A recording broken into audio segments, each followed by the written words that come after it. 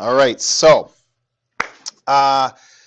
yesterday we did sine law, and sine law, between sine law and cosine law, we can do everything we need to do. People always ask, is there a tan law? And I mean, I guess you could probably make one. There are certainly other formulas and other parts of trigonometry that have formula with tan, but we don't need them for triangles because between sine law and cosine law, we can do everything. And that's what we're going to talk about tomorrow. Specifically, but cosine law is, so that we're going to go over this again. Everything we're doing today is cosine law, so you don't really need to know this, but it's here anyway. We can use cosine law in all the cases that we can't use sine law, which is these two specifically. When you know all three sides, okay, when you're given three side lengths and you're looking for an angle, you would use cosine law. And the other case is when so this is this one here, right? A, B, C are given and your unknown is like your angle. Or when you're given A and C and you have the angle between them. If you have an angle across for them, it would be sine law. But when I know the angle, it's called the contained angle, then you'd be using cosine law. And in this case, you'd be looking for x, which is an unknown side length. Those are the two cases that we use cosine law. Just like yesterday, we're going to practice with our calculator first. Oh, and here's the two formulas. So this one is obviously when you're looking for a side because it's got c equals, which is a side length. And this one is when you're looking for an angle. And again, once you've memorized one, you kind of memorize both because they're just reorganizing each other. And I think it's better to sort of know both forms, and it's a lot less work if you start with the right form instead of having to sub in and rearrange afterwards. And most people don't seem to have a problem doing that. So that's what we're going to do. We're going to practice with our calculator first. You notice that it looks a lot like Pythagorean theorem, right? And I don't know if your teacher last year talked about this, but when you take the cosine of 90, you get 0. So this whole part goes away, and you actually have Pythagorean theorem. But anyway, so that's why it looks like it. The two formulas are certainly related. So let's try this. The first thing we're going to do is take the square root of both sides. Again, you need your calculator out for this because you want to practice using your calculator.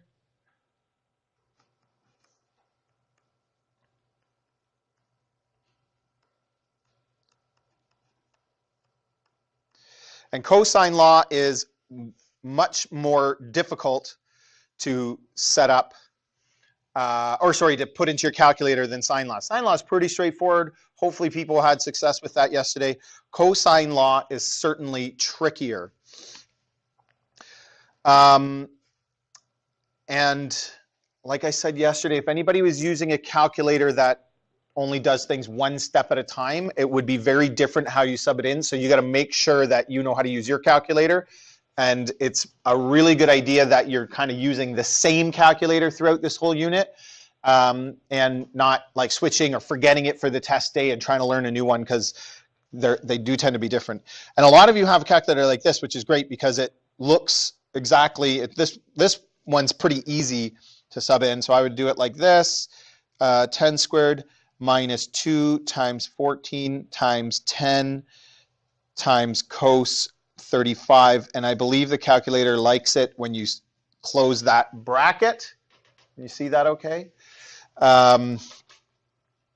And under the square root sign, otherwise it'll give you an error. So try that one on your calculator. Make sure you can get 8.16 or 8.2.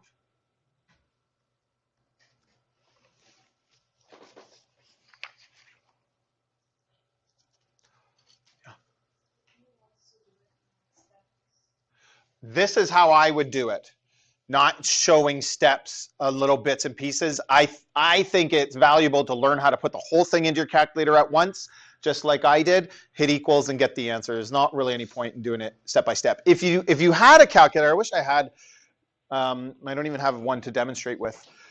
If you had a calculator that does things in one step, well, like one step at a time, maybe there's one in here. I would say you still do all the work on your calculator, and then when you get the answer at the very end, you just write it down. I still wouldn't be like writing down the parts as you go. Here, I found one. Oh, it's not going to have any batteries. Oh, not going to work. Does that make sense, sir? All right. Any other questions? Let's see. So this is a good example. See how this one's a bit different? So when you do a square root, it doesn't have a bracket. See how mine actually shows that it's like all under there? So this one's just taking the square root of 14 squared. So if I can get in here and insert, you got to put brackets around the whole thing like that. But after you open the square root, the first thing you do is open a bracket, and then you could type this in, and then you get the same answer. And a lot of people have calculators like this, so that's good. Okay, and this one's trickier, but again, if you have, I'm going to show you two ways of doing it. If you have a calculator like this, there is a really, I think, nice way of entering it in. But I'll show you the way that you might on another calculator first. And again, I do it putting it all in the calculator at once, and I think if you try a little bit, you could too. But some people aren't comfortable, so they maybe do it a little bit in parts. And if you are like that and you want to walk through it together, then I can do that. But I would go shift cosine, and again, you got to open a bracket, and then you actually need a second bracket. Then you put in the whole top, 22.3 squared plus 18 squared minus 26.8 squared. Close one bracket. So what I've done is I've put brackets just around the top. And then divide, and then open another bracket for the bottom. 2 times 22.3 times 18. 82.6, so 83 degrees. Try that and make sure you can get the right answer. If I did it, if I did this without doing shift cos, watch, I would get a strange decimal answer. If you ever get that, it probably means you forgot the shift cos part. But as long as you entered it in, I can still do it. I can still go shift cosine of my answer, or just hit shift cos and hit equals, and it'll give me the same thing. What's wrong? Okay, I'll come and take a look. Yeah, it's probably brackets. So I'll go shift cos, and you got to open two brackets. Do the whole top, close one bracket, divided by, open another bracket, and then do the bottom and then hit equals. But if you have a calculator like this, watch what you can do. Shift cos and open a fraction and punch it in like that, and it's actually even nicer. You don't have to worry about the brackets, but only if you have one of these calculators that does fractions. 22, you got it? 22.3 squared plus 18 squared minus 26.8 squared. And then you got to go to the bottom. 2 times 22.3 times 18. So if you have a calculator that can do fractions like this, it's kind of easier.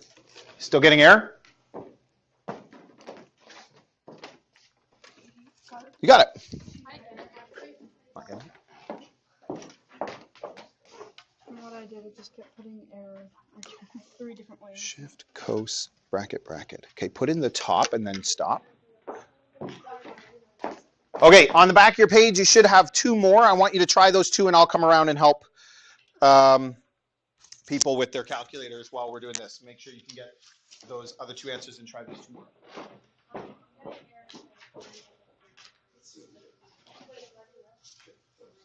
Bracket. I need 2 brackets. No, I know what you need 2.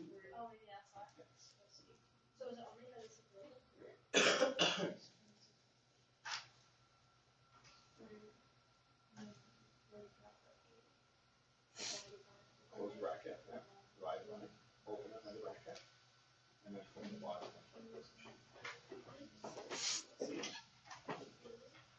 Take it, so close one bracket, divide it by, open bracket, and put in the bottom.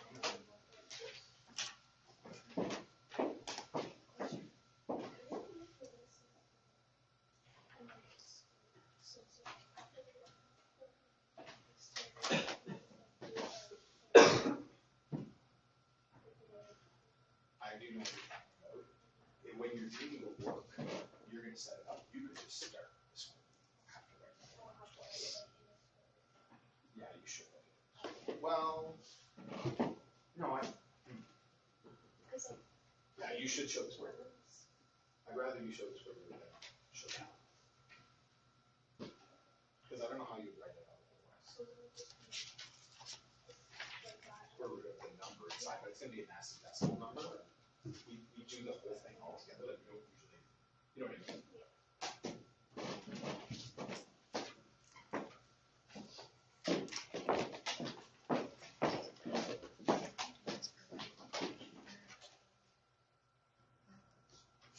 That looks right so far. Did you get the right answer?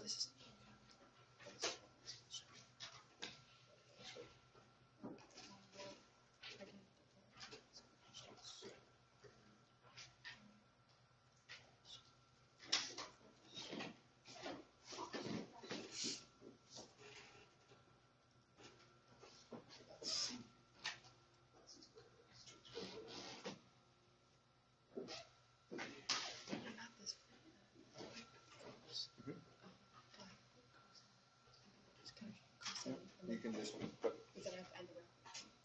Yeah. On that calculator, maybe not actually. I'm not sure. Try it. See what happens.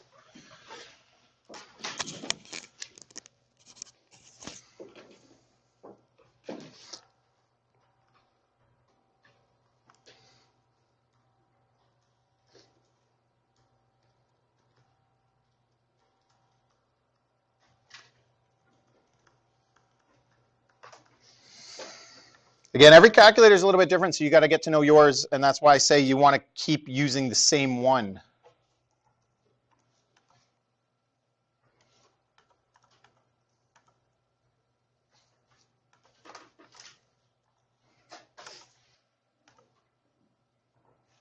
So I got 6.8 for that one. Did other people get 6.77 or 6.8? Nice. Or still getting error? Did you get that? Yeah. Okay.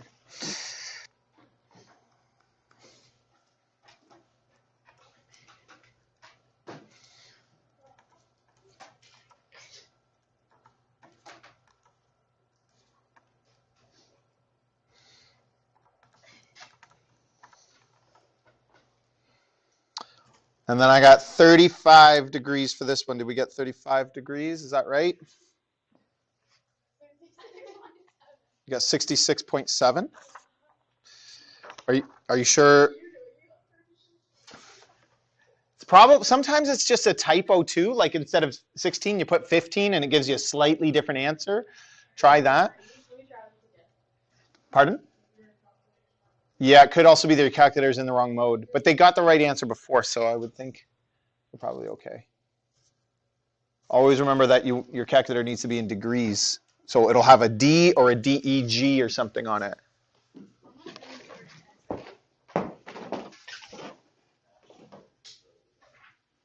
You need brackets around that.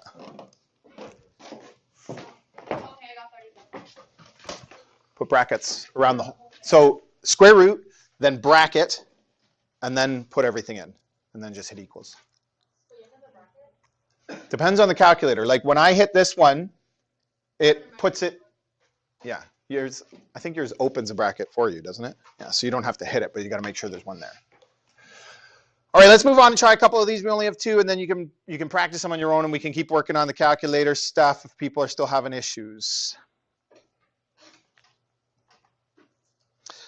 All right, so we got to set this one up now, and then at the end, use the calculator to solve it. And so we have to decide which version of cosine we're using. We're looking for a side length because we're finding x. So I want to use this one. And people have questions about this, but the rule is when you're using a formula, you write down the formula. Okay? So c squared equals a squared plus b squared minus 2ab cos of c. So this is going to be my a. This is going to be my b. It doesn't matter which one of those is which. If you flip them, that wouldn't matter. This is my c, and that means this is my little c that I'm finding, right? And here's the deal that I'll make with you. are willing to write down the formula like this, somebody asked this question before, do we have to now write it down, subbing in the numbers, and then write it again with the square root sign? Why don't you just do this? So 18 squared, like you got to write it down once. So if you can write it down once with the square root sign, that's fine with me. Minus 2 times 18 times 13 times cos of 27.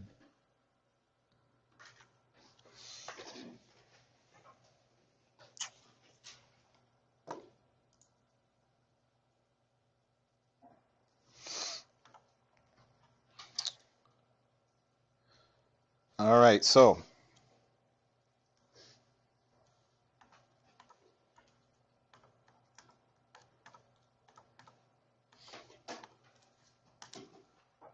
see, I got an error because I did not close the bracket. So, and usually calculators are fine with that, but it's giving me trouble because I'm inside a square root sign. At least that's what I seem to have noticed with this calculator.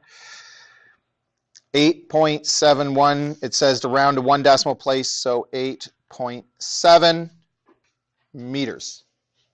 Don't forget units.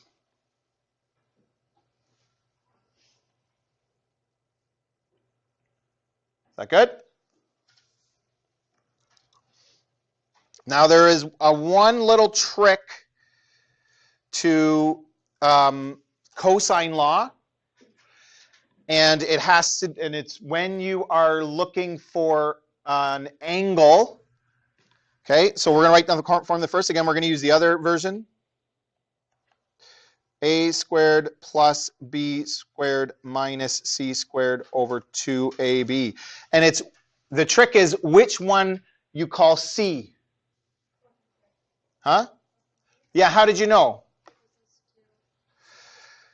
Okay, very good. So if this is C here, like it's not an accident that this is C and this is C. They have to be across from each other. So because I'm finding this angle, 4.3 has to be my C. If I put in one of the other two, I would find one of the other angles in the triangle. And I can tell you every single time I've taught this, I have students who forget that and don't forget to think about it. They probably know it, and they know how to do cosine law. It's just plugging numbers into a calculator, but they forget to put the correct one in. So there'll be a learning goal tomorrow, and we'll see who forgets. 3.2, and the problem is you'll get an answer, and the answer probably will be somewhat reasonable. You would never know. Like sometimes with this trig stuff, when you do it wrong, your calculator gives you an error, and so you can find your mistake. But in this case, that wouldn't happen. So the one thing you got to think about for cosine law, and as you're practicing today, is, and so you check your answers as you go, make sure, and like it's always a good idea to draw a line like that. So it's pointing to the one that goes in as C, basically. All right, so shift cos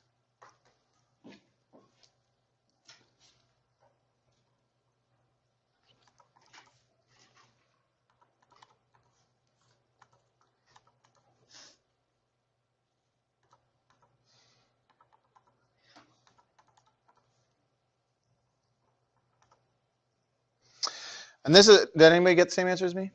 This is a strange answer because what does it round to if you round to the nearest? 90, but I would, like 90 is kind of a special angle, you might have noticed. So I wouldn't put 90, even though it says round to the nearest degree. For this one, I always put 89.5. And this is another reason why we show the rounding symbol. I know a lot of people aren't in the habit of doing that. I have gotten in the habit of doing it over time. So I always do it, but that's why you do that, right? You're saying this answer is not perfectly accurate. I know, and I'm breaking that rule because I didn't want to say, because if I wrote this, theta equals 90, then all of a sudden people are like, oh, so I can use SOHCAHTOA. Right? Because it's not exactly 90. So if you were doing that, in this case, I would 100% be making sure I'm using the rounded symbol so that, I don't know who would ever, like, but if you you'd be surprised. There's lots of manufacturing jobs where you might actually be doing some work like this, and you might be writing this down in an email or something, and you want to make sure that it's not an exact angle. That's all. Yeah. Okay, I'll come around and help. I'll hand out the practice and come around and do some more troubleshooting with calculators. But notice that people get a lot of errors doing this stuff, in particular cosine law. So you really want to make sure you practice and you're ready for the quiz. Ben, yes? It wouldn't be wrong, no, because you're following the instructions. But it's good to think about this stuff and that kind of thing, right? And like I said, I would either use the rounding equal symbol and put 90, or just, even though the instructions say round to the nearest degree in that case alone. I don't think it'll come up on a test, but